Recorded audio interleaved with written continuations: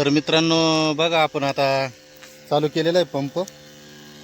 हे बघा, पंप चालू केलेला आहे आणि वॉटर सॉल्युबल 13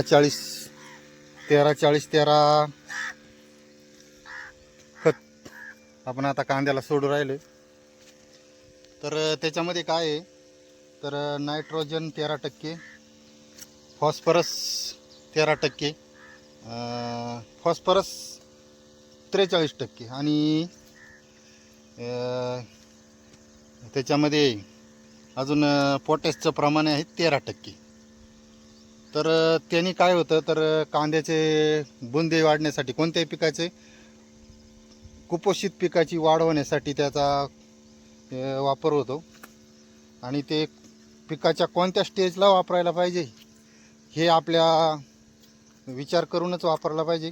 पीक जर नवीन लावलेलं आहे, त्याला एनर्जीची गरज आहे, एनर्जी ड्रिंकच येते, तर त्यावेळेस आपण ते सोडलं पाहिजे. आज आपले कांदे साधारणतः 1.25 महिन्याचे झालेले आहेत, त्यावेळेस आपण ते सोडू राहिलो वॉटर सॉल्युबल 13-40-13. तर 13% नायट्रोजन आणि 13% फॉस्फरस 43% आणि पोटॅश 13%, असं 13-40-13चं मिश्र खत आपण आता कांद्याला सोडित आहोत. त्याचा परिणाम तुम्हाला एक 8 दिवसामध्ये, पुन्हा 8 ते 10 दिवसामध्ये तुम्हाला परत एक व्हिडिओ आपला येईल, त्यावेळेस तुम्हाला दाखवणारच आहे. तर धन्यवाद, व्हिडिओ शेवटपर्यंत पहा.